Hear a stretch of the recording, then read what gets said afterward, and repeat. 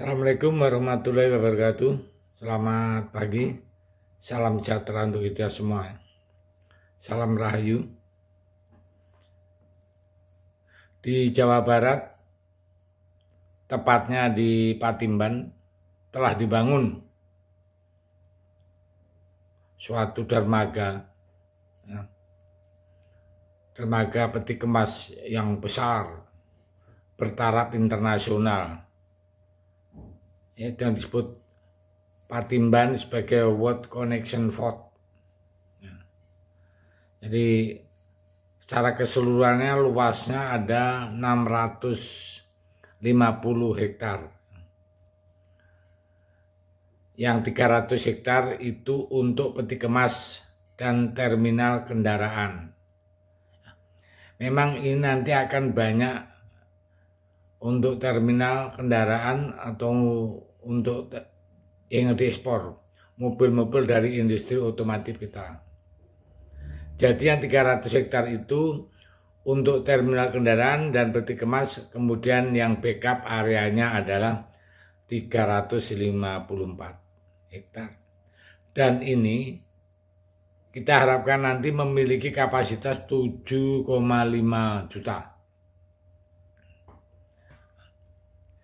Ini akan menjadi sebuah pelabuhan besar yang nantinya di tahun 2027 suatu hal yang spektakuler, yaitu kapasitas nasional dan semua koneksi di Pelabuhan Patimban. Jadi memang pekerjaan yang besar sehingga tahapannya memang jangka panjang.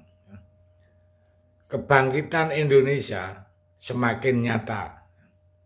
Sebagai negara besar, negara kepulauan terbesar yang diapit dua Samudra Hindia dan Pasifik, menjadi Indonesia potensial menjadi negara maju dan superpower. Kita bisa menyaksikan bahwa Menteri Perhubungan Budi Karya Sumadi mengaku optimis dan yakin bahwa apabila itu terjadi dan mensinergikan dengan Pelabuhan Tanjung Priok, maka Indonesia bisa mengalahkan Shanghai dan Singapura. Sebagai satu niat bangsa, pelabuhan yang membanggakan dan memberikan nilai fungsi ekonomis yang baik.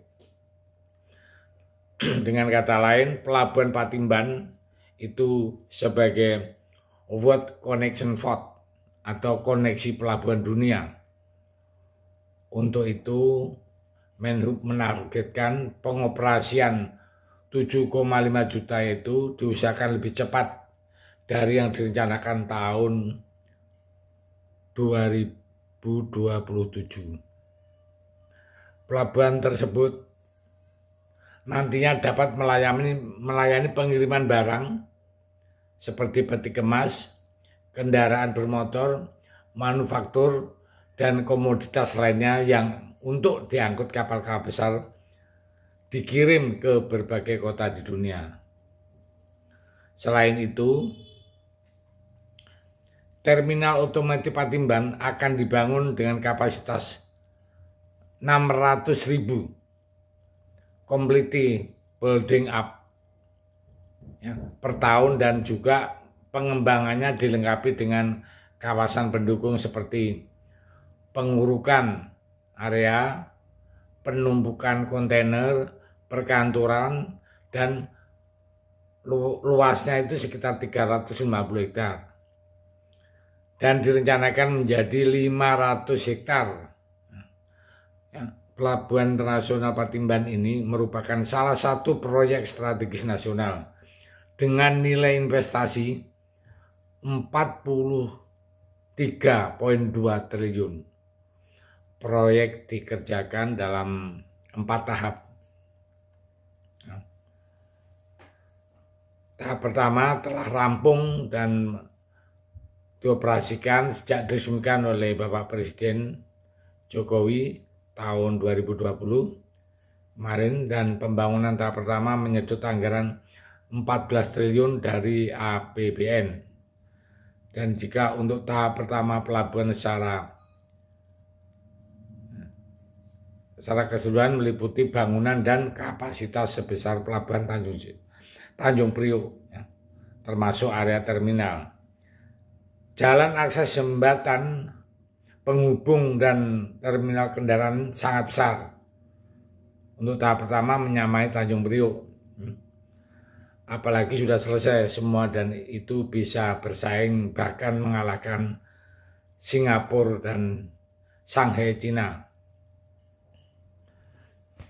Beliau juga menyebut Pelabuhan Patimban dilengkapi Bandara Internasional Jawa Barat atau Bandara Kertajati yang sekarang sudah berjalan, yang sudah lebih dahulu beroperasi. Jadi Bandara Kertajati ini bukan bandara gagal, bandara sepi, tapi bandara yang bakal rame di masa yang akan datang dengan adanya Pelabuhan Patimban. Bisa menstimulasikan tumbuhnya arus barang dan jasa atau logistik dari dan ke aglomerasi Pelabuhan Cirebon, kawasan industri Kerawang, Sumedang, Majalengka, hingga jalan tol yang dipertemukan Jakarta.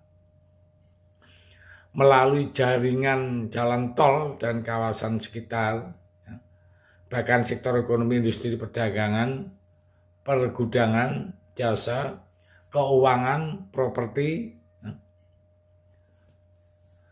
dan perdagangan retail sangat banyak dampaknya dan multiplayer efeknya, dan itu akan menjadi ladang bisnis di kawasan segitiga emas. Jadi kita tunggu tahun 2030 Indonesia semakin hebat, semakin bangkit, dan pertumbuhan ekonominya diprediksi bakal di atas 6%. Apabila melalui Kementerian PUPR tengah membangun jalan tol akses Patimban sepanjang 37 km, dan itu akan menjadi booster bagi kawasan industri di timur Jakarta, khususnya untuk daerah Kerawang dan Subang. Inilah pencapaian-pencapaian di pemerintahan Pak Jokowi. Hampir semua lini itu bergerak bersama-sama untuk Indonesia maju tahun 2045. Saya pikir itu yang bisa sampaikan. Mudah-mudahan kita sebagai rakyat, kita sebagai bangsa harus optimis untuk menyongsong Indonesia Emas. Terima kasih. Merdeka.